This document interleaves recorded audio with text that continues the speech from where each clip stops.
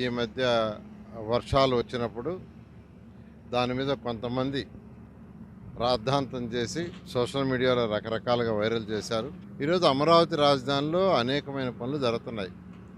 Trunk roads కావచ్చు, layouts roads కావచ్చు, buildings construction కావచ్చు, అదేవిధంగా వెస్ట్ బైపాస్ రోడ్ యొక్క కన్స్ట్రక్షన్ చివరి దశకు వచ్చింది.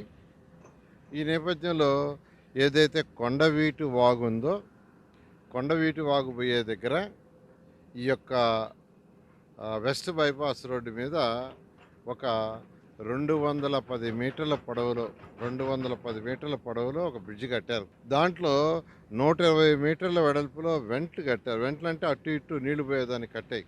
9 వెంట్లు. అయితే పని చేస్తూ ఉండారు కాబట్టి ఆ వెంట్ల దగ్గర పూర్తిగా మట్టి బ్లాక్ అయిపోయింది. ఆ యొక్క బ్రిడ్జి కింద 24 అడుగులు 24 అడుగులు వాటర్ పోయేటట్టుగా ఫ్లో ఉండాలి. 24 అడుగులు లోతుకు ఉండాలి. 24 అడుగులు మట్టితో పూడుకుపోయింది. మట్టితో పూడుకుపోవటం వల్ల పైనుంచి వచ్చే కొండవాగు యాక్చువల్గా అటు నుంచి పోలేక అది రివర్స్ కొట్టింది.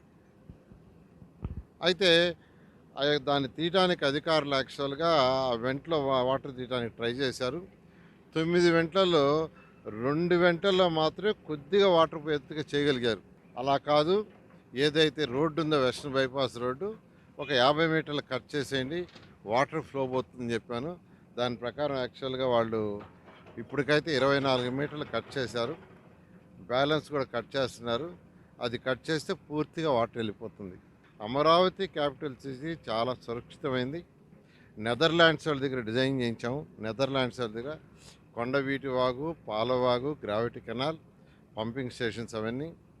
ఎంత ఫ్లడ్ వచ్చినా ఈ కొండవీటి వాగు కూడా ఫిల్ కాదు.